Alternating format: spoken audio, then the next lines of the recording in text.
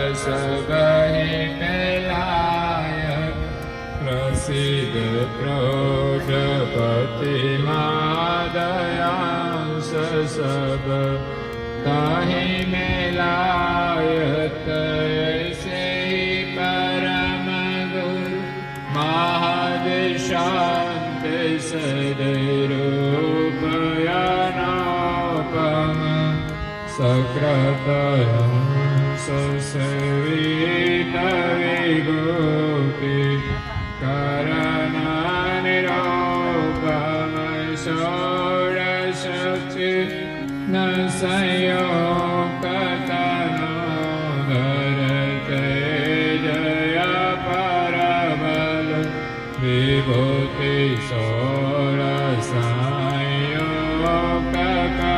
षोडशयोगकलाकट दश दीनो कला ऐश्वर्य दीनो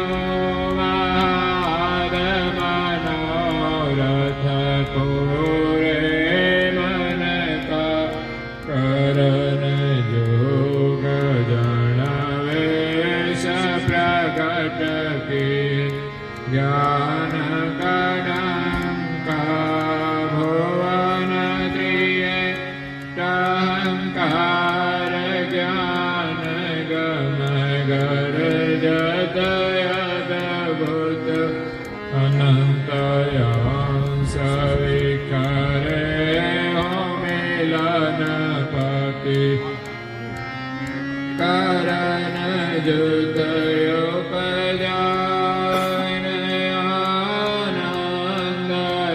आनंदयामेव करुणामय करता शरणे सबंशयानंत जन्मयगरता किए निर्मल तनुयांश समेताय मेलाय अंश कृतो मय कर्म कर्म छब ताय छड़ाय तैसे ही परम गुरु प्रगट सजन सुख काज तनोधर श्रीमुख कुएर सर्वाग्न गति पसरे अचर चर जहाँ जहाँ परम गुरु प्रगट समीप नारायण निज दासा जुगद गमाजन वीत करण ज्ञान प्रकाशा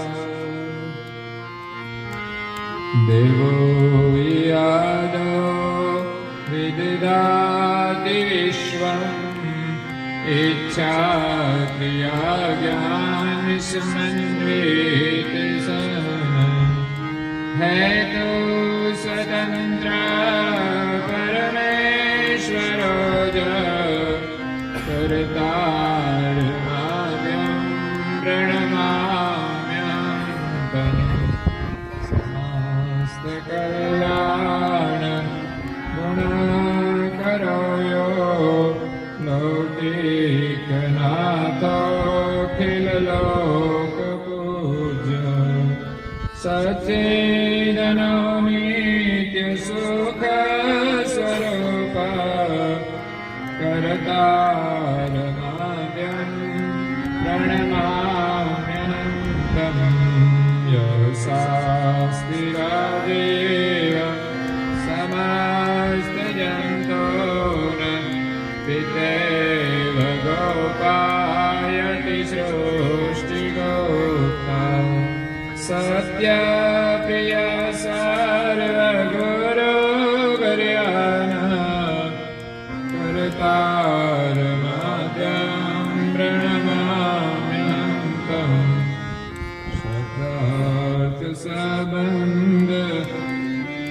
विधिविधाय धर्मोपदेशं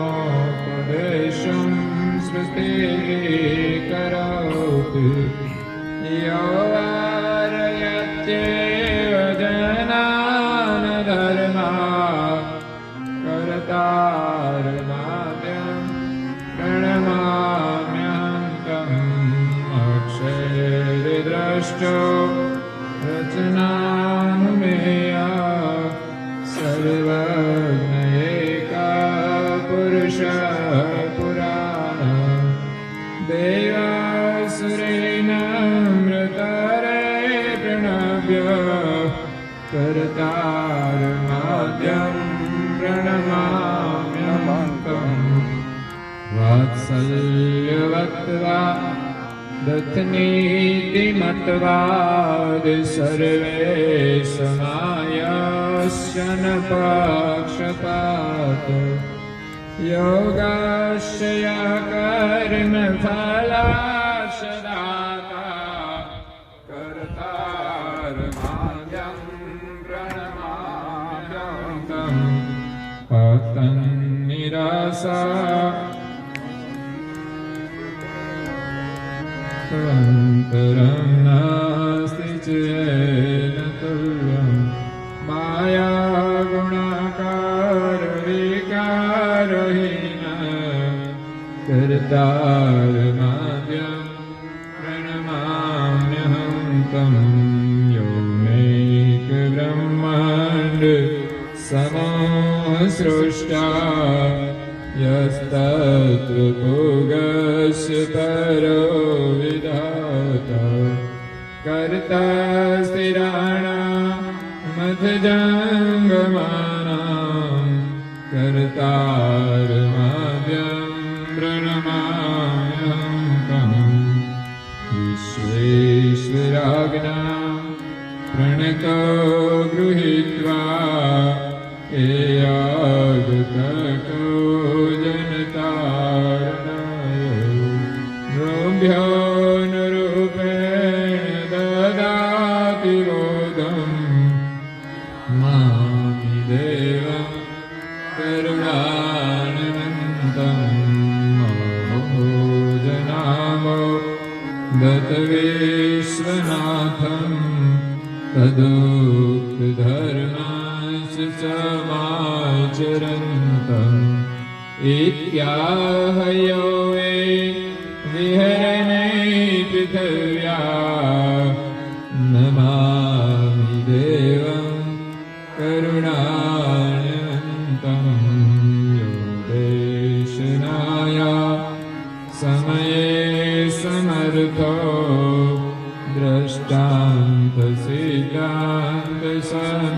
दृष्टान्तसिद्धान्तसमेतुवाक् सद्वै सुबोधं विमलं ददानो नमामि देवं करुणानिवन्तं निश्चे निरिष्टे व्यभिचारिविश्वे नित्ये कुवाक्ये कुपथेन लोके ऐनेचिदक्ति गदितास धर्मा नमामि देवं करुणानिवन्तं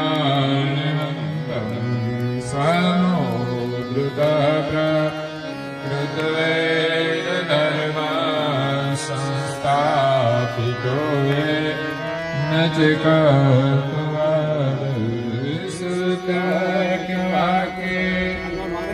तर्को नमामि देवं करुणानिवन्तं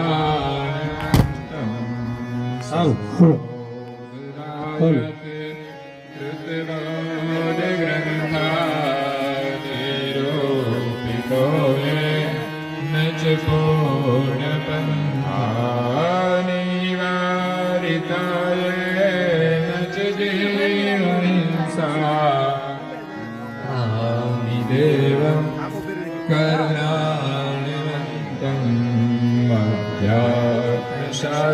अध्यात्मशास्त्रास्त्रवर निलोके छिन्नाय विद्या या भवजीवदोषाय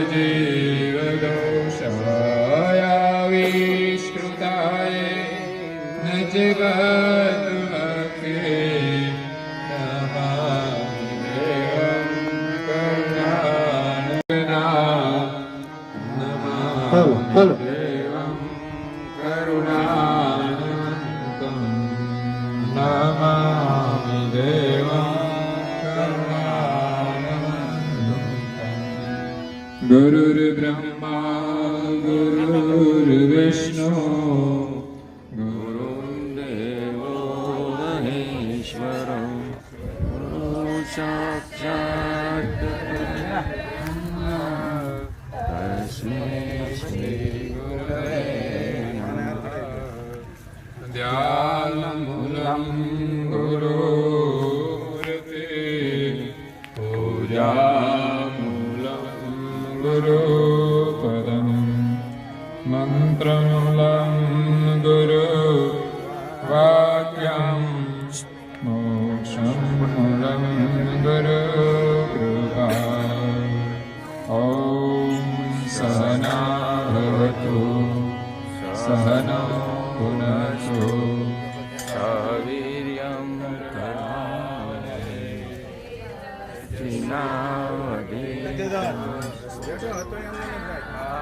ભણા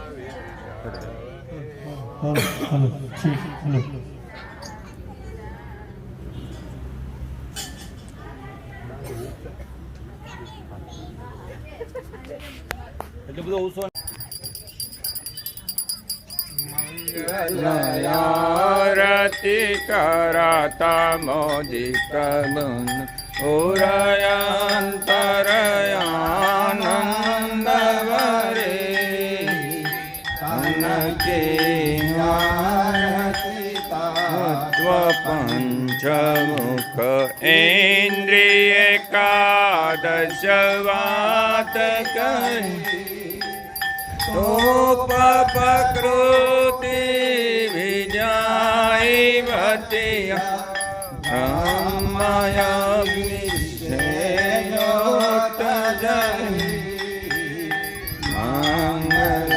મંગલારતિ કરત મોદિત મન ઉરયાંતરયાનંદ વરે ચિતવન ચંદન ચૈતન્ય રસન ભવસંકલિયો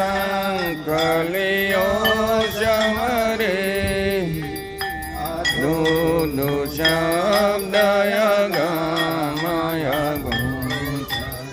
સતગુરુ કાત પુકાર કરે મંગલારતિ કરત મોદિત ઉરયાંતરયાનંદ વરે અગ્રપતિ વૈરાગ વિશેષણ પુષ્પદયો રે જ્ઞાન ઘડિયાલી ગિરાજનકાર લોક ચતુર્દશ ખબર પરે મંગલારતિ કરત મોદિત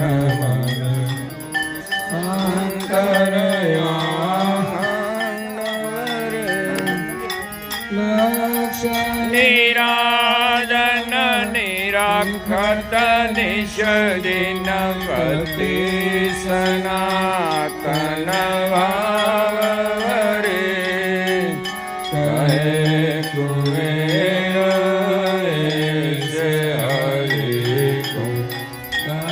મન સહિત રહો ચમરે મંગલારતિ કરત મોદિત મન ઉરયાંતરયાનંદ વરે આરતિ મહારાજ રાજ મંગલ મંગલ મનોરથ ભાવ વરે અગ્રકપૂર સુગંધ સોહાવત પાતિ એકાદશ યજ્ઞ જલે આરતી મહારાજ રાજ મંગલ મનોરથ વારે લક કે સરક્યો જોરાજે શ્યામર શિર પર સચદરી કૌશલમણિયો રતન કહી શોભા નિજાનંદ ઘનશ્યામ હરે આરતી મહારાજ રાજથી મંગલ મનોરથ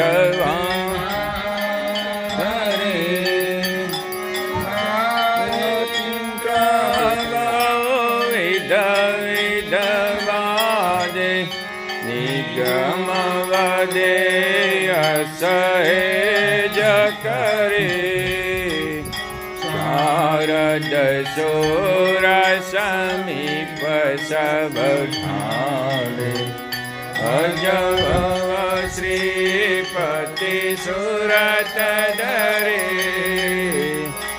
આરતી મહારાજ રાજ મંગલ મનોરથ વારે સંત સજન જન ત્રિયા સબ ઠાડે અટકી સુરત કરયો ગલ જોરી કિયે ઉત્પન્ન અંશયાપયો જાની દ્રષ્ટ કરુણા સર્વ પર પસરે આરતી મહારાજ રાજથી મંગલ મનોરથ વાવ વરે દાસ નારાયણ આરતી કીજે ત્રીજ પદર જય અધિકારી સર્વાતીત ઈશ પદ સબકે સોઈ પ્રભુ ખેલે જન સંગારી આરતી મહારાજ રાજ કી મંગલ મનોરથ ભાવ વરે નાથ જનામે જનામે મંગલમ મધ્યમ તમસદ્ગતેયમ હોયાપતુ સર્વં તેજાનમ ધિયાનમ તનુતત્વિતાયં રતિયં રતિયં મહોનાથનાથં નિરાલમ નિરાલમ ત્રિકાલમ નિહાલમ ત્રિકાલમ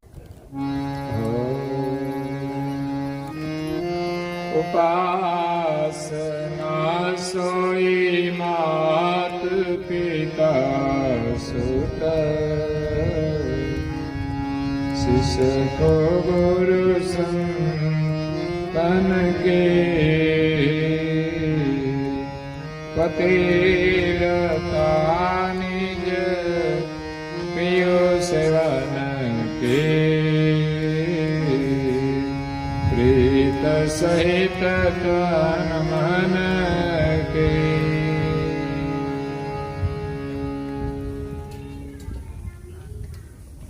પ્રાય ભક્તજનો જ્ઞાન સંપ્રદાયના દેવ સ્થાપક, અનંત બ્રહ્માંડાધીશ, વિશ્વ નિયંતા, સકર્તા સર્જનહારના પરમ વિશેષ અંશ, સકર્તા સતકૈવલના મહાદ સજાણ જાણ અલૌકિક દિવ્ય સ્વરૂપને અનેક ન્યાયો દ્વારા પ્રત્યક્ષ પ્રમાણથી સ્વ અનુભવથી પ્રતિપાદન કરી આપનાર અનંત અંશોના તારણહાર, પરમ મોક્ષના દાતા, કૈવલ ધર્મ ધુરંધર, મહાન સમર્થ, પરમ શ્રેષ્ઠ, પરમ વિભૂતિવાન, પરમ દયાળુ, પરમ કૃપા નિધિ, સર્વજ્ઞ દિવ્ય પરમ ગુરુ શ્રીમદ કરુણાસાગર મહારાજ વિશ્વભરના મનુષ્ય તનુધારી ચૈતન જીવાત્માઓને સંબોધીને યથાર્થ જ્ઞાનનો ઉપદેશ આપતા સ્વરચિત સક્ર ચિંતામણી ગ્રંથના 10મા અંગને વિશે કર્તાની ઉપાસનાનો મહિમા સમજાવતા કહે છે કે ઉપાસના સોઈ માત પિતા સુત શિષ્ય કો ગુરુ સંતન કી. આપણું જીવન ઉપાસનામય હોવું જોઈએ.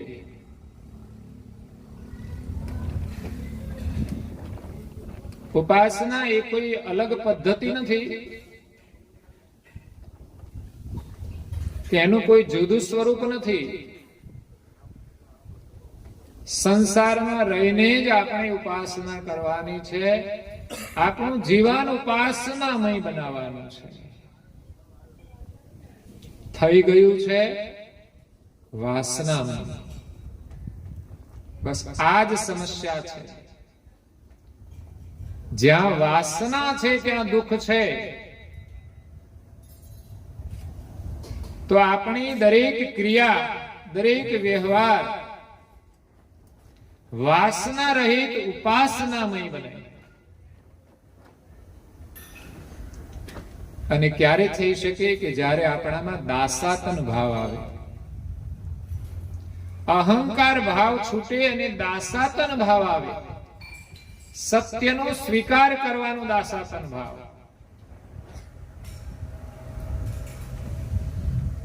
અને એના માટે મહાપુરુષો એમ કહે છે કે તમારે સંતોના સાનિધ્યમાં જવું, તમારામાં જે કંઈ સમજણ હોય એ પ્રમાણે સેવા કરો, સ્મરણ કરો, શ્રવણ કરો, દર્શન કરો. એમ કરતા કરતા એમના આશીર્વાદથી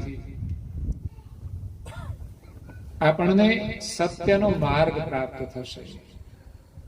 સંતોના દર્શન સત્સંગ દ્વારા આપણને કોઈ ગુરુની પ્રાપ્તિ થશે. સંતો અનેક છે, એમાંથી કોઈ એકનું આપણે ગુરુ પદે સ્થાપન કરવાનું હોય છે કે જે આપણું આસ્થાનું કેન્દ્ર હોય. લગ્ન થતા પહેલા ઘણા બધા પુરુષો હોય, યુવાનો હોય, બધાની સાથે સ્નેહ હોય. અત્યારે નવી પેઢીમાં એક નવી સિસ્ટમ આવી છે મિત્રતાની. જૂના સમયની અંદર ભાઈઓના મિત્રો ભાઈઓ હતા અને બહેનોના મિત્રો બહેનો હતા, જેને બહેનપણી જ કહેતા હતા. પણ અંગ્રેજી કલ્ચર આવ્યું ત્યારથી ફ્રેન્ડ થઈ ગયા. એટલે એની અંદર મિક્સિંગ થઈ ગયું બધું. અને મિક્સિંગ એ ગડબડ વાળું છે. છોકરાઓ ભણતા હોય, છોકરીઓ પણ ભણતી હોય. પેલા એટલું બધું નહોતા ભણતા એટલે સમસ્યાનો કોઈ પ્રશ્ન જ નહોતો. વધુ વધુ 7 ધોરણ ગામમાં ભાઈઓ ભણતા હતા, જે હોશિયાર હતા તે. બાકી એ પણ વધુ નહોતા ભણતા. પણ હવે ભણે છે તો વાંધો નથી. મારી તો દ્રષ્ટિ એવી છે કે આજે સમસ્યાનું નિવારણ કરવું હોય તો એક જ રસ્તો, છોકરા અને છોકરીઓની કોલેજો અલગ હોવી જોઈએ. તો તો ઘણું સમસ્યાનું સમાધાન થઈ જાય. પછી તો ગડબડ તો જ્યાંથી થવી હોય ત્યાંથી થઈ જાય. પણ આ કોલેજની અંદર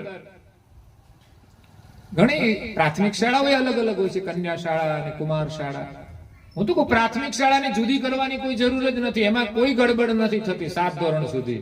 જે થાય છે ને એ હાઈસ્કૂલમાંથી થાય છે અને વધુમાં વધુ કોલેજમાં થાય છે. સમય પ્રમાણે બધા ભણે છે, વાંધો નથી, જરૂરિયાત પણ છે, પણ સાવધાની જરૂરી છે. એટલે કોલેજમાં જાય એટલે મિત્રો બનાવે. તો ભાઈઓ ભાઈઓ તો મિત્રો હોય, પણ ભાઈઓના બહેનો પણ મિત્રો હોય. મતલબ છોકરીઓ ભણવા જતી હોય એની મિત્રો બહેનો દીકરીઓ તો હોય જ, પણ સાથે સાથે છોકરાઓ પણ હોય. એટલે ભવિષ્યમાં એના ગ્રહસ્થ જીવનની અંદર આ સમસ્યાઓ ઊભી કરે. પ્રારંભમાં તો જે રીતે રહેતા હોય, ફરતા હોય, આનંદ કરતા હોય, પણ ક્યારેક સમસ્યાનું કારણ બની જાય છે. કહેવાનો મતલબ એ છે, છોકરો હોય કે છોકરી હોય, પણ ખાસ દીકરીઓ માટે કે અનેક યુવાનો સાથેની મિત્રતા હોય, પછી એમાંથી એને એકનું પતિ તરીકે ચયન કરવાનું હોય છે. બધા તો પતિ બની શકે નહીં. એકનું એમણે પોતાના પતિ તરીકે પસંદગી કરીને એની સાથે એમને જીવન જોડવાનું છે. જે પ્રેમ બીજા કોઈને આપી શકાય નહીં. આ મિત્રની મર્યાદામાં જો ચાલતા હોય તો વાંધો નહીં, પણ વિજાતિ સંબંધની મિત્રતા એ ખતરાવાળી છે. પછી સમસ્યાઓ ઊભી થાય ને પછી મુશ્કેલીઓ થાય અને પછી કોર્ટમાં કેસ થાય, બીજા ધમાલો થાય. પછી છેક સરકારનો પણ લોકો વાંક આપતા હોય. કઈ પ્રશ્નો ઉભા થાય તો પ્રશ્નો આપણામાંથી ઉભા થાય છે, તો ધ્યાન તો વધુ આપણે આપવું જોઈએ. સરકાર ધ્યાન આપે ને ના આપે, ભાઈ આ તો સરકાર છે, ના આપે તો આપણે કશું કરી ના લે, પણ આપણે તો ધ્યાન આપવું જોઈએ. કહેવાનો મતલબ એ છે કે અનેક સંતોના સાનિધ્યમાં આપણે જઈએ, એમના દર્શન કરીએ, એમની વાણી સાંભળીએ, અને એમાંથી જેની સાથે આપણી મનની એકતા થાય એમનું ગુરુપદે સ્થાપન કરીને આપણે ઉપાસના કરવાની છે.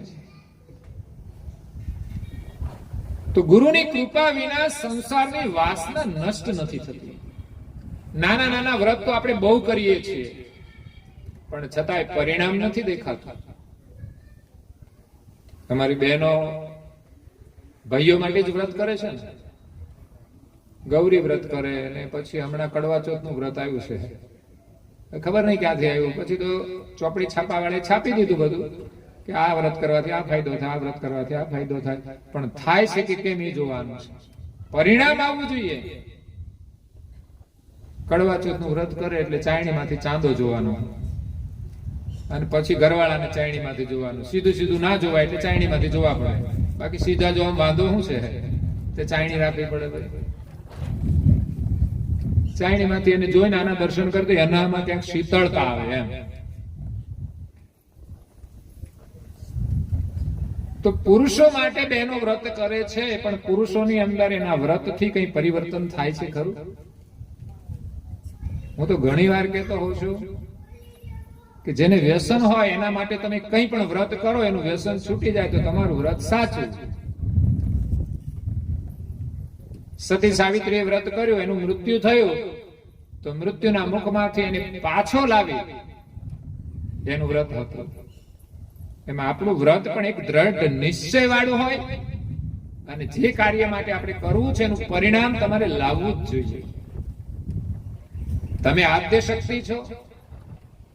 આપણે એવું નથી કહેતા કે ઘરમાં તમારું જ હાલવું જોઈએ, સમસ્યા વાળું કામ છે, ચલાવવાની વાત નથી. પણ અમુક કાર્ય સુધારાની વાત તો અવશ્ય આપણે કાર્ય કરવું જોઈએ. પતિના હિતનું તો આપણે કામ કરવું જોઈએ કે નહીં? આપણે સત્તા નથી જોઈતી ઘરની, સંપત્તિ નથી જોઈતી, પણ એના હિતની વાત તો આપણે સ્વીકારવી જોઈએ. અને ઘરવાળાએ પત્નીની વાત નહીં સાંભળવી એવું નથી કે આપણે ઘરના કઈ મોટા માલિક નથી થઈ ગયા. સાચી વાત સ્વીકારવી જોઈએ. અને પોતાના હિતની વાત જો પતિ ન સ્વીકારે તો એનાથી મૂર્ખ કોણ કહેવાય મારી દ્રષ્ટિએ? અરે પત્નીનું ના માને. ઘરમાં ઘણીવાર નાના નાના બાળકો હોય ને એ પણ સારી સલાહ આપતા હોય છે, પપ્પા આમ ના કરાય, તો એને સુધરી જવું જોઈએ. બાળક એ તો ભગવાનનું રૂપ છે. પત્ની કદાચ સત્તા જમાવા કહેતી હોય કે હું કહું એમ કરે તો ના કરે, તો પછી એ ખાડામાં પડે. બીજું તો શું? આ જન્મે ભેગા થયા, ફરી નહીં ભેગા થઈએ. ખરેખર મન જેના એક નથી ને પછી ભેગા ના થાય. તમે જોજો. હા, જેની આત્મીયતા છે, કોઈ દિવસ સંઘર્ષ ન હોય, બંને એક હોય, એ જન્મ જન્મ ભેગા થાય. બાકી ડોળા કાઢતા હોય ને ફરી ભેગા ના થાય. આપણું જીવન ઉપાસનામય હોવું જોઈએ, વાસનામય નહીં. સંસારમાં આપણે અનેક પ્રકારની વાસનાઓથી બંધાઈ ગયા છીએ. ત્યાં લગી કે આપણે ધાર્મિક પ્રવૃત્તિમાં પણ વાસનાથી બંધાયા છીએ. ધર્મ પાડીએ છીએ તો શા માટે? તો કે ભૌતિક સુખ માટે, ભૌતિક ઈચ્છાઓની પૂર્તિ માટે. તમે ધર્મ કરો એટલે એનું ફળ તો તમને મળે જ, પણ આપણામાં કોઈ સાંસારિક વાસના ન હોવી જોઈએ. લૌકિક ફળની આશા પણ સેવાની ભાવના હોવી જોઈએ, પરમાર્થની ભાવના હોવી જોઈએ. આ તો હનુમાનજીની પ્રાર્થના કરે કે મને લોટરી લાગી જાય તો એક ડબ્બો તેલ ચડાવો. એક લોટરી 1 લાખ રૂપિયાની હોય, 1 લાખ રૂપિયાનો તો કેટલા ડબ્બા આવે? તું કમસે કમ 50% આપવાની તો વાત કર. લાખની લોટરી લાગે તો 50,000 રૂપિયાનો સેવામાં વાપરીશ, એટલું તો કમસે કમ હોવું જોઈએ. ને આપણે 50% ફાયદો થતો હોય તો આપણે એવી પ્રાર્થના કેમ ન કરીએ? પણ લોકો બહુ જ ઓછી પ્રાર્થના કરે. 5 લાખની ગાડી લે અને 100 રૂપિયા જ માત્ર પૂજા કરાવે, 100 રૂપિયા જ પૂજામાં આપે. અને જો એકાદું ફ્યુચર એની અંદર સારું હોય ને તો 50,000 વધારે આપી દે. જે બહુ મહત્વનું ના હોય એટલું બધું. તો સેવા કાર્યની અંદર આપવાની આપણી ઉદારતા હોવી જોઈએ. ભગવાને જો આપ્યું હોય તો. ગાડી થઈ તો ભગવાનના આશીર્વાદ, તો ભગવાન માટે કેટલી ફેરવશો? ભગવાનના કાર્ય માટે કેટલી ફરશે આ ગાડી? ભગવાનના આશીર્વાદથી આવી છે. તો બાજુમાં કોઈ બીમાર હોય, જરૂર હોય, અને આપણે આપણી ગાડી સેવામાં આપીએ, અને ત્યાં સુધી કે આપણે કદાચ જરૂર હોય આપણા કામની, તો એ છોડીને પણ આપણે ક્યારેક બીજાનું જરૂરી કામ કરવું જોઈએ. બાકી મોટા ભાગે લોકો સ્વાર્થી હોય તો એમ કે અમારી ગાડીમાં જગ્યા નથી, કે છે કઈક સામાન મોકલો ને તો એમ કે જગ્યા નથી. પણ આપણે તો એક સેવાનું કામ કરવાનું છે. અમારી ગાડીમાં ઘણી વાર જગ્યા ન હોય તો અમે જેટલું ભરાય એટલું ભરી દઈએ.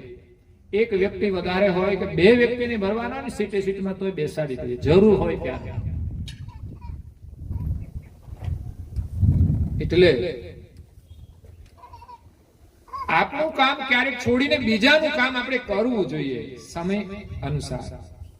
કોઈ બીમાર હોય, બાકી તો આપણે આપણું કામ પેલું કરવું જોઈએ. કહેવત છે ને, ઘર બાળીને તીરથ કરાય, એ લાગુ તો પડે.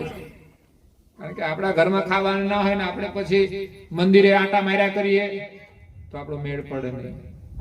આપણી જવાબદારી હોય એ કાર્ય તો આપણે કરવું જ જોઈએ.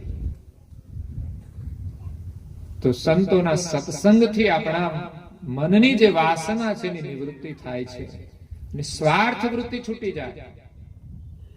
નડે છે સ્વાર્થ, ઘરમાં ને પરિવારમાં ઝઘડાનું કારણ તો સ્વાર્થ બને છે. બાકી પરિવાર તો પરિવાર છે, પરિવાર જ રહેવો જોઈએ. આપણા છે, આપણા જ રહેવા જોઈએ. એ બીજાના ના થવા જોઈએ. પત્ની એમ કહે કે આ પતિ મારા છે એટલે મારા, એ બીજાના થવા જોઈએ.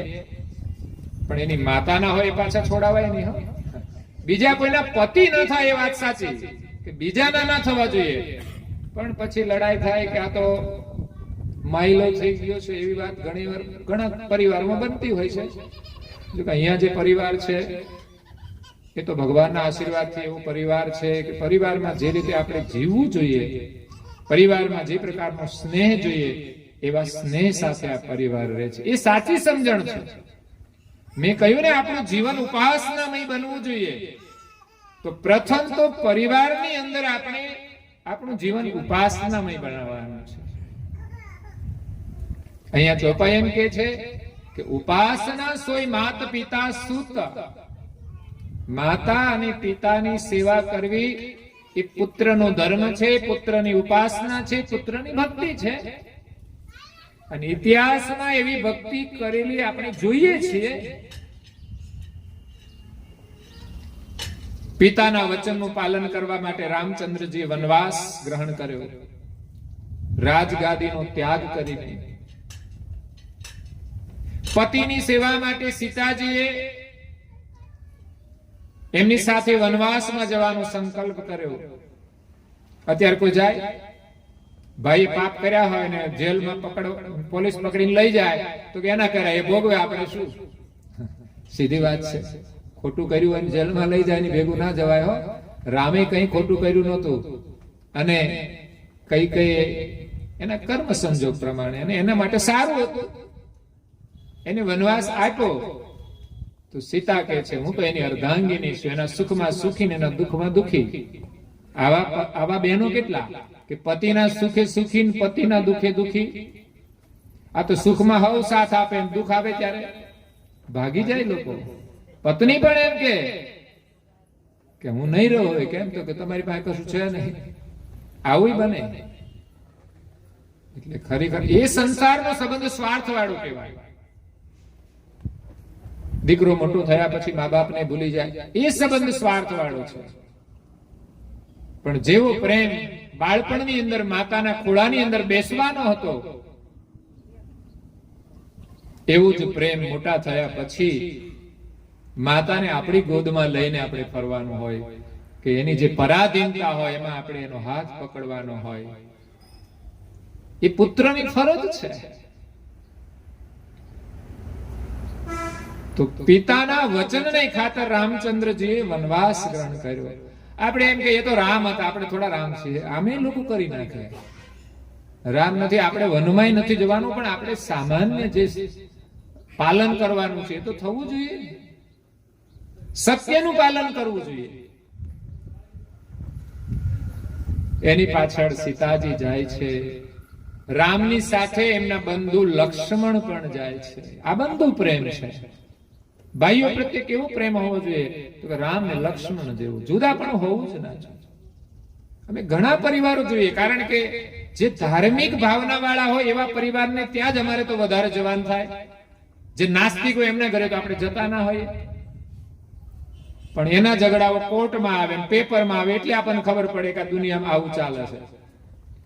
બાકી ધાર્મિક પરિવારોમાં જે જઈએ છીએ ત્યાં બહુધા લોકોની અંદર પ્રેમ લાગણી હોય છે, ધાર્મિક સંસ્કારો હોય છે.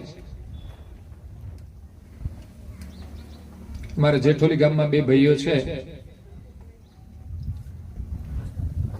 વિઠ્ઠલભાઈ અને જયેન્દ્રભાઈ. પણ રામ અને લક્ષ્મણ જેવું કામ. બે ભાઈ મોટા થયા, ભણ્યા, પોતપોતાની રીતે નોકરી કરે છે. અત્યારે એવું જો નોકરી કરે, પેલો કામે ચડે ને એટલે જુદો થઈ જાય. બોલો કેમ? તો કે આપણો પગાર વધારે. ઘણીવાર બે ભાઈઓ સાથે રહેતા હોય, એની આવકમાં ફરક હોય, એટલે ઘરમાં છે ને બહેનોને પેટમાં દુખે. ભાઈઓ તો પેલાથી ભેગા રહેતા હોય એટલે ભાઈઓની લાગણી હોય. એમાં ભાઈઓને આપણે ન આપી શકીએ તો જીવનમાં આપણે પરમાર્થ કરી શકતા નથી. ભાઈ પ્રત્યે એટલી લાગણી હોય છે, કોઈ ગણતરી જ ના હોવી જોઈએ. કારણ કે ભાઈ આપણી સાથે રહેશે, કદાચ એના ભાગીને લઈને આપણી આવક વધારે છે, શું ખબર. જુદા થવાનું એક જ કારણ હોવું જોઈએ કે પરિવાર મોટો છે એની વ્યવસ્થા માટે જ અલગ થવાનું હોય છે. બાકી તો મોટો પરિવાર થાય તો સાથે રહેવાનો એક આનંદ હોય છે. એક રસોડે 25 લોકો જમતા હોય, જમવાનો પણ એક આનંદ હોય છે. ઘરની અંદર વધુ સભ્યો હોય, બધા જ અલગ અલગ કામ કરે તો આપણા ભાગમાં એક જ સરખું કામ આવે, એટલે એમાં આપણે એક્સપર્ટ થઈ જઈએ. કપડા ધોવાના તો કપડા ધોવાના એવા સરસ કપડા ધોઈએ કે આખો પરિવાર આમ પહેરીને ખુશ થઈ જાય. રસોડામાં જે બેન હોય એ રસોડામાં એક્સપર્ટ થઈ જાય, જાણે રસોઈયા જ બની જાય, અને પ્રેમથી એવી રસોઈ જમાડે કે ખાઈને કોઈને પેટમાં ના દુખે. ખાધા વગર લોકોને પેટમાં દુખતું હોય છે, એ સમસ્યાઓ છે. અને એ 25 સભ્યોનો પરિવાર સાથે બેસીને ઘરમાં પ્રાર્થના કરતો હોય, ઘર જ એનું મંદિર બની જાય. સાહેબ, એને મંદિરે ના જવું પડે. 25 લોકો ભેગા રહીને મંદિરે ના જવું પડે, કારણ કે ઘર જ મંદિર બની જાય. કેવો આનંદ છે, પણ રહી નથી શકતા. હું તો કહું 5-4 ભાઈઓ તો હવે રહ્યા નથી, પણ 2 ભાઈ સાથે ન રહે, અને હવે તો એક ભાઈ હોય તો પતિ પત્ની લડે. વિચાર કરો, લડવું જ છે જેને, એને કોઈ મળે નહીં તો પતિ પત્ની લડતા હોય છે. ઘર આપણું મંદિર બનવું જોઈએ, અને દરેક વ્યક્તિનું જીવન ઉપાસનામય બનવું જોઈએ. તો ભાઈઓનો પ્રેમ કેવો હોય. રામાયણ આપણને બહુ બધું જીવન જીવતા શીખવાડે છે. હા, તમને એ સાધુ નહીં બનાવે, સંન્યાસી નહીં બનાવે, પણ ગ્રહસ્થની અંદર જીવન જીવવાની કળા તમને આપશે. ભરત ઘરે રહેવા છતાંય એક સંન્યાસીનું જીવન જીવે છે. ભરતને ગાદી આપી, પણ ગાદી ઉપર એમણે અધિકાર નથી રાખ્યો. એમણે રામની પાદુકા એમની ગાદી ઉપર પધરાવી કે આ ગાદી રામની જ છે, રામ જ રાજ કરે છે, હું તો માત્ર નિમિત્ત છું. એક પ્રધાન રૂપે એ કાર્ય કરે છે. આ ભાઈનું કર્તવ્ય છે. બાકી રાજ માટે લોકો લડતા હોય છે, સત્તા માટે લોકો લડે છે, સગાના ખૂન કરી નાખે લોકો. સાધુ સંતોમાં પણ આવું બનતું હોય છે.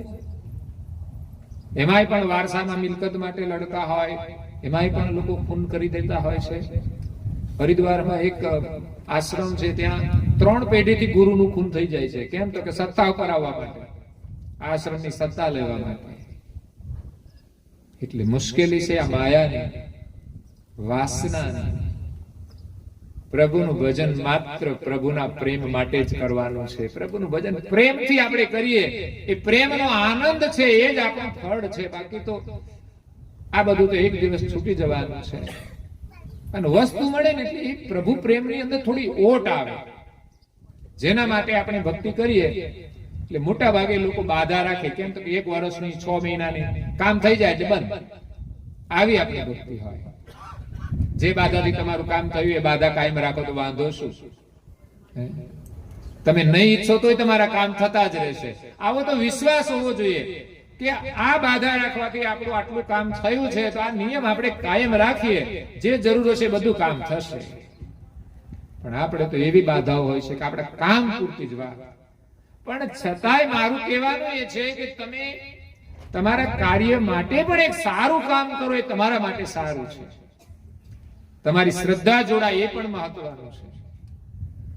ઘણી બાધાઓ એવી હોય કે કાયમ આપણે ન પણ કરી શકીએ, પણ જે કાયમ અપનાવી શકાય એની જીવનમાં કાયમ રાખવી જોઈએ. જે આપણા કાર્યની અંદર કોઈ અવરોધ ન કરે એવા નિયમ તો આપણે ઘરમાં પાળવા જ જોઈએ. જીવનમાં જેણે ગુરુ કર્યા હોય તો ગુરુની આજ્ઞા અનુસાર એમને ગળામાં કંઠી હોય ને કપાળમાં તિલક હોય. આ 2 શણગાર છે શિષ્યના. તો ગુરુ કર્યા પછી ઘણા ન કરતા હોય તો અમે એને કહીએ કે ભાઈ તમે આ કરો. કઈ કામ કરવાનું હોય તો પણ એક નિયમ આપીએ કે આ તમે કરો. એ કર્યા પછી એનું કામ થઈ જાય ને પછી કાયમ કરે તો વાંધો શું? ભગવાનના એને આશીર્વાદ મળે છે. એટલે પરિવારની અંદર આત્મીય ભાવના આપણી હોવી જોઈએ. તો માતા પિતાની સેવા કરવી એ પુત્રની ભક્તિ છે, પુત્રની ઉપાસના છે. શ્રવણે પણ એમના માતા પિતાની સેવા કરી અને આજે ભક્તમાલની અંદર એનું નામ લેવાય છે. કારણ કે આપણી જે લૌકિક ફરજ છે એ આપણે નિષ્ઠાથી પાડીએ તો જ પરમેશ્વર સાથે સંબંધ નિભાવી શકીએ છીએ. પરમાત્મા પહેલી કસોટી આપણી પરિવારમાં કરે છે કે પરિવારમાં તમે બધાની સાથે સંબંધ નિભાવી શકો છો. ભાઈ હોય, બેન હોય, દીકરી હોય, પિતા હોય, પત્ની હોય, બધાની સાથે આપણો સંબંધ છે. એવું નહીં કે એકની સાથે નિભાવીએ, માં સાથે નિભાવીએ, પિતા સાથે નિભાવીએ, પત્ની સાથે ન નિભાવીએ, પત્ની સાથે નિભાવીએ, ભાઈની સાથે ન નિભાવીએ, આપણે નાપાસ થઈએ. નાપાસ થઈએ. તમને તો ખબર છે ને, તમે બધા ભણ્યા છો. ભણવામાં 7 વિષય આવતા, અત્યારે કદાચ કોમ્પ્યુટર ને બધા વધી ગયા છે, તો બધામાંથી એક વિષયમાં નાપાસ થઈએ તો રિઝલ્ટ શું આવે? નાપાસ આવે છે. બધા વિષયોમાં પાસ થવું ફરજિયાત. ભલે તમે ઓછા માર્ક્સ હોય પણ પાસ થવું જરૂરી છે. બધા સંબંધોની અંદર આપણે સફળ થવાનું છે. પછી સમસ્યાઓ એવી પણ આવે કે કોઈનો દુષ્ટ વ્યવહાર હોય તો શું કરવું? તો એના માટે પણ પ્રમાણો છે. પ્રહલાદના પિતા હિરણ્યકશ્યપ, એનું કામ હતું રાક્ષસ વૃત્તિનું.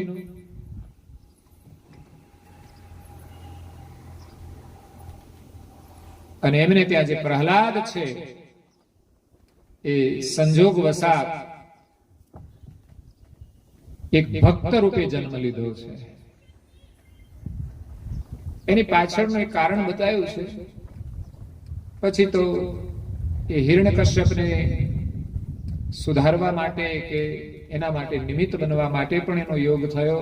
અને બીજું, જે હિરણ્યકશ્યપની પત્ની હતી કયાદુ, એ પતિવ્રતા હતી. ભલે એનો પતિ રાક્ષસ હતો પણ પત્ની પતિવ્રતા હતી.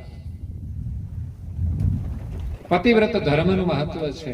અહીંયા કરુણાસાગર મહારાજ એ પણ વાત લખે છે કે ઉપાસના સોય માત પિતા સુત શિષ્ય કુ ગુરુ સંતન કી, પતિવ્રતા નિજ પિયુ સેવન કી. પતિ એ પતિ જ છે, ભલે થોડો બગડેલો હોય પણ છતાંય એમ છોડવો ના જોઈએ. અત્યારે તો નાની નાની બાબતમાં ઝઘડા થઈ જાય, પછી એમ કહે છે કે આખી જિંદગી આ કેવી રીતે કાઢવી, એટલે છૂટા છેડા જ લઈ લેવાની વાત.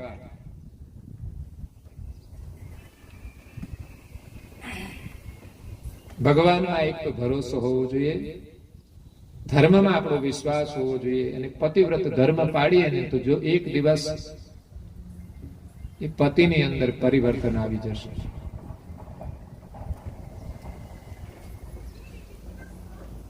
પણ કઈ મહેનત કર્યા વગર એમાં સુધારો ના થાય.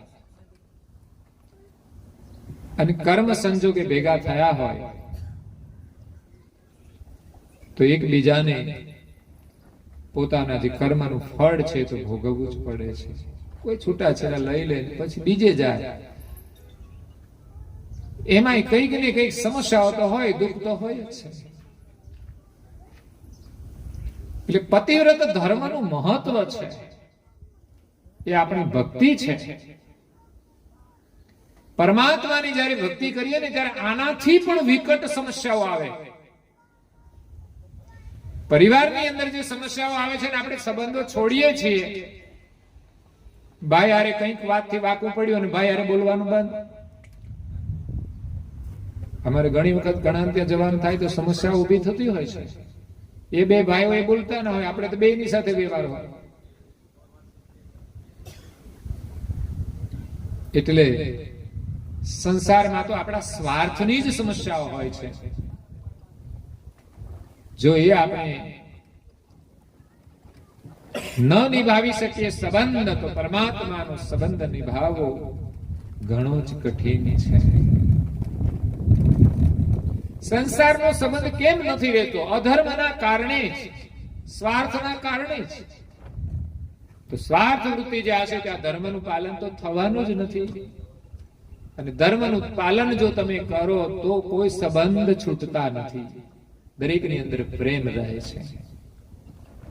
બાકી આપણે ભજનો ગાઈએ, કોઈ કોઈનું નથી રહે, એમ કોઈ કોઈનું નહીં રહે તો ઘર રહેશે કેવી રીતે? હાજા હે ભાઈ, બધા આપણા જ છે, પણ સ્વાર્થ વૃત્તિ જ્યાં છે એ કોઈ કોઈના રહેવાના નથી. એટલે સ્વાર્થ ના હોવો જોઈએ. તો અહીંયા દિવ્ય પરમ ગુરુ કહે છે કે પુત્રનો ધર્મ છે મા બાપની સેવા કરવા. હિરણ્યકશ્યપનો જે પુત્ર છે એ ભક્ત હતો અને હિરણ્યકશ્યપ રાક્ષસ હતો. એમને ભગવાનનું ભજન નહોતો કરવા દેતો. તો શું પિતા ના પાડે તો નહીં કરવાનું? ના. સારી પ્રવૃત્તિ ને સાચી પ્રવૃત્તિ ઘરની કોઈ વ્યક્તિ ના પાડે તો છોડવી જોઈએ નહીં. એના માટે જે સંઘર્ષ થાય તે. પિતા સાથે સંઘર્ષ થતો હતો, એટલો બધો સંઘર્ષ હતો કે પિતાએ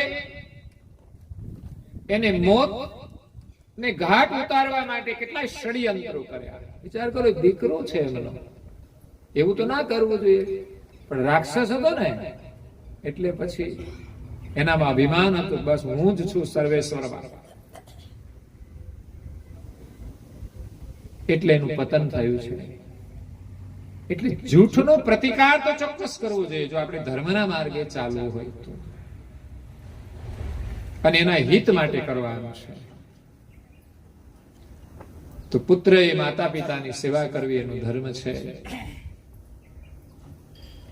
શિષ્ય કો ગુરુ સંતન કી, ધર્મ માર્ગની અંદર શિષ્ય ગુરુની સેવા કરવી એનો ધર્મ છે. પછી તો ગૃહસ્થાશ્રમની અંદર પણ આપણા કોઈ ગુરુ હોય છે તો એની સાથે પણ આપણો સંબંધ હોય છે. પરંતુ જે શિષ્ય ત્યાગી બનીને એમના સાનિધ્યમાં રહે છે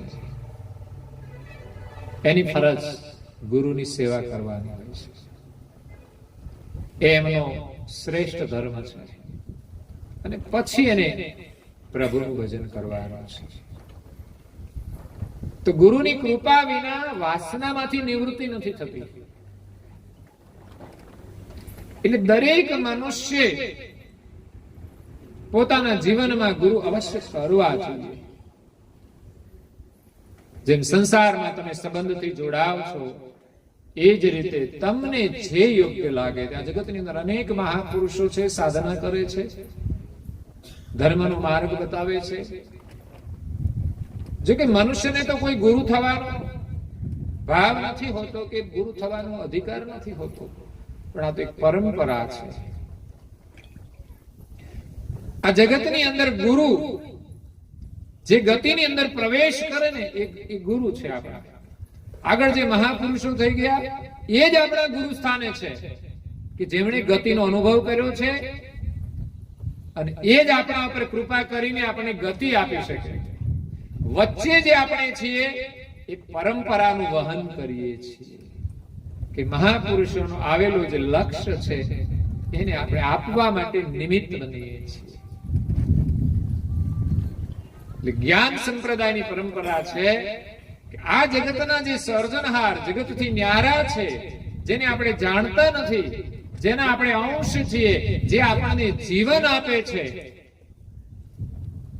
જે આપણા કર્મનું ફળ આપે છે, એ માલિકને પામવા માટે આપણે ગુરુ કરવાના છે. પણ જે માલિકને જાણતા હોય, એનો અનુભવ હોય, એ જ ગુરુ આપણને માલિકની પ્રાપ્તિ કરાવે. પણ ગુરુ જ ન જાણતા હોય તો એ માલિકની પ્રાપ્તિ કેવી રીતે કરાવે?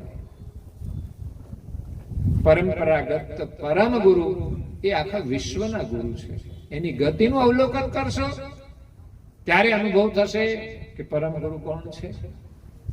આ જગતની અંદર અનેક મહાપુરુષો મહાન થયા છે, ગતિ સુધી પહોંચ્યા છે. એ ગતિના એ દાતા છે, ગુરુ છે. સ્કૂલની અંદર આપણે ભણીએ અને જે ડિગ્રી મેળવીએ એનું આપણને જ્ઞાન હોય છે. જે વિભાગમાં ભણીએ એના આપણે એક શિક્ષક બની શકીએ છીએ અને બીજાને શિક્ષણ આપી શકીએ છીએ. એ જ રીતે ધર્મ માર્ગની અંદર અનેક મહાપુરુષોએ ભિન્ન ભિન્ન ઈષ્ટની સાધના કરીને ભિન્ન ભિન્ન સાધનાઓ કરી એને લઈને એને ભિન્ન ભિન્ન ગતિ મળેલી છે. બધાની ગતિ એક નથી પાછી. એક જ હોય તો બધાનો મંત્ર પણ એક જ હોય.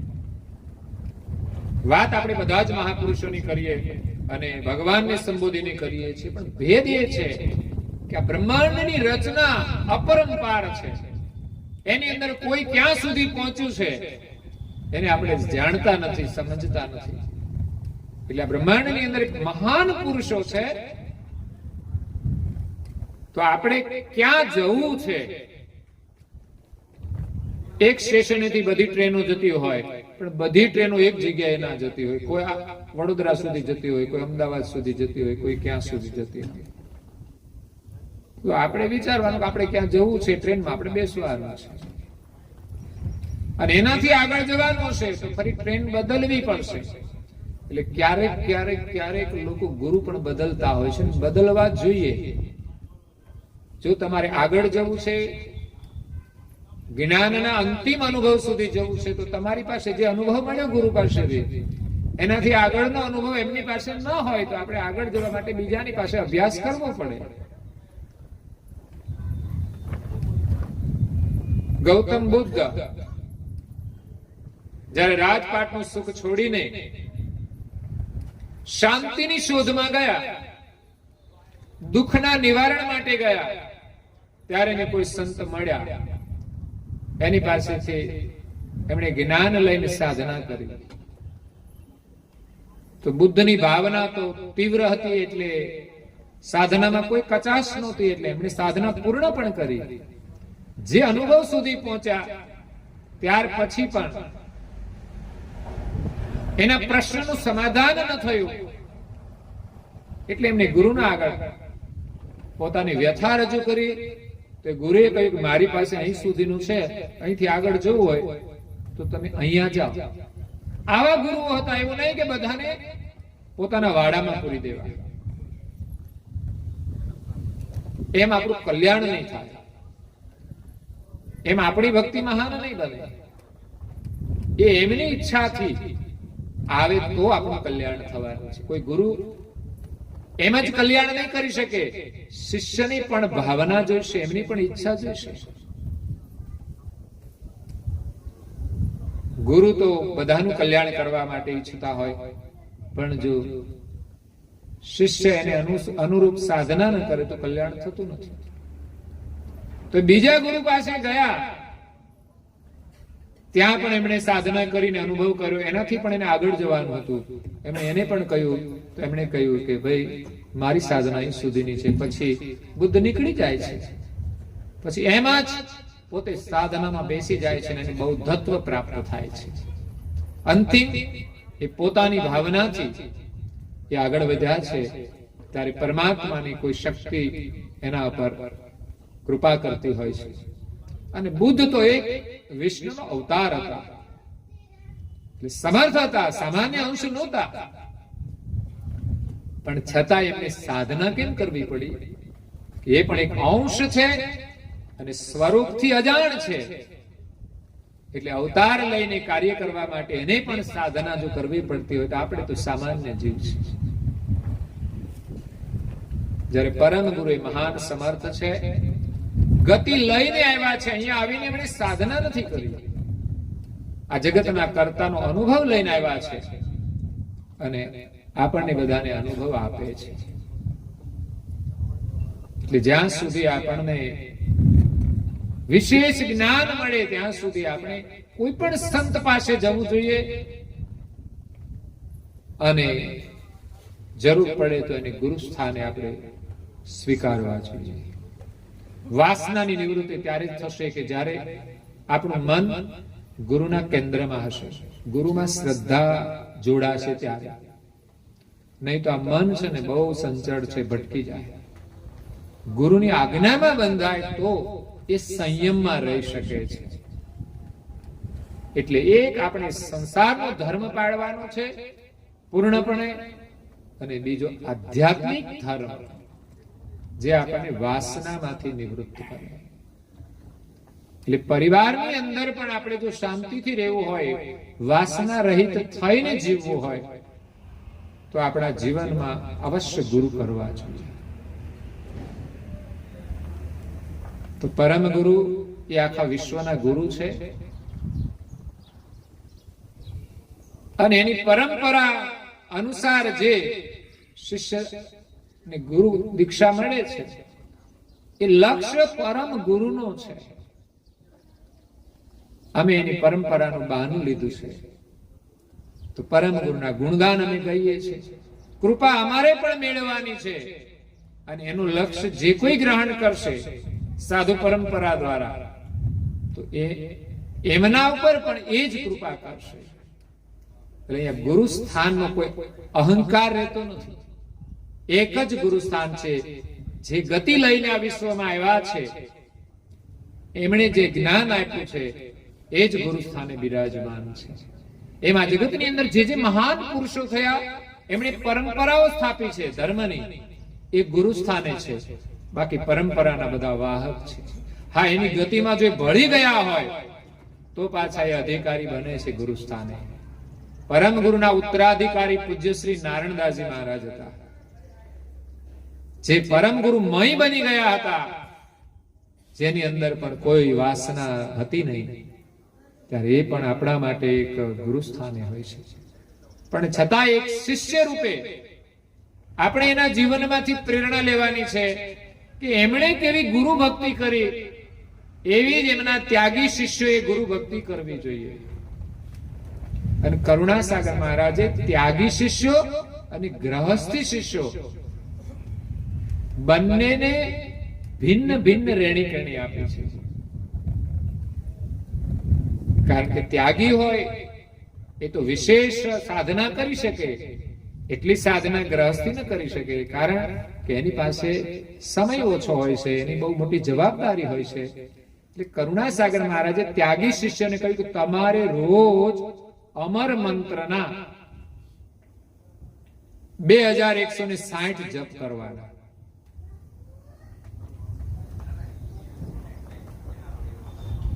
છ ઘડી સુધી બેસવાનું ધ્યાનમાં. અને ગ્રહસ્થ ભક્તોને પણ ધ્યાન કરવાનું તો કયું જ છે. અને હું તો એમ કહું છું, દરેક વ્યક્તિએ 10 થી 15 મિનિટ ધ્યાનમાં બેસવું જોઈએ. તમે જે ઈષ્ટને માનતા હોય એનું સ્મરણ કરો, પણ ધ્યાનથી બહુ જ ફાયદો થાય છે. કારણ કે પરમાત્માના દર્શન કરવાની દ્રષ્ટિ તો ધ્યાનથી મળશે. બહારની આંખથી પરમાત્માના દર્શન નહીં થાય. એ દર્શન પાછા અદ્રશ્ય થઈ જશે. ઘણાને સ્વપ્નમાં દર્શન થાય, પણ દર્શન થયા પછી પાછા અદ્રશ્ય થઈ જાય છે. તો ભગવાનનું સ્વરૂપ તો અખંડ છે. એ અખંડ સ્વરૂપને આપણે પામવાનું છે, તો ધ્યાનની દ્રષ્ટિથી આપણે એને નિહાળવાના છે. બીજું જ્ઞાનની દ્રષ્ટિથી નિહાળવાના છે. ભગવાનનું સ્વરૂપ છે કેવું, એ જ્ઞાનથી સમજવાનું, અને એનું આપણે ધ્યાન કરવાનું, અને એ દર્શન અનુભવ કરવાનો છે. તો રોજે આપણે ધ્યાન કરવું જોઈએ. પ્રભુની 5-10 મિનિટની પ્રાર્થના કરવી જોઈએ. જે તે દેવને માનતા હોય, જે ઈષ્ટને માનતા હોય, દરેકની પ્રાર્થનાઓ તો હોય જ છે. જેનાથી આપણા મનની શુદ્ધિ થશે, આપણી વાણી પણ પવિત્ર બનશે. કારણ કે સ્તોત્ર જે બન્યા છે ને એ બધા પવિત્ર છે. અમે તમને ઉપાસના કરાવી, પરમ ગુરુ સાથે તમારો કોઈ સંબંધ હોય કે ના હોય, પણ તમે પવિત્ર વચનોનો પાઠ કર્યો છે, એનો તમને લાભ અવશ્ય થાય છે. અમારો આશય એ નથી કે તમે શિષ્ય બધા બની જાઓ, પણ તમે પવિત્ર વચનો શ્રવણ કરો.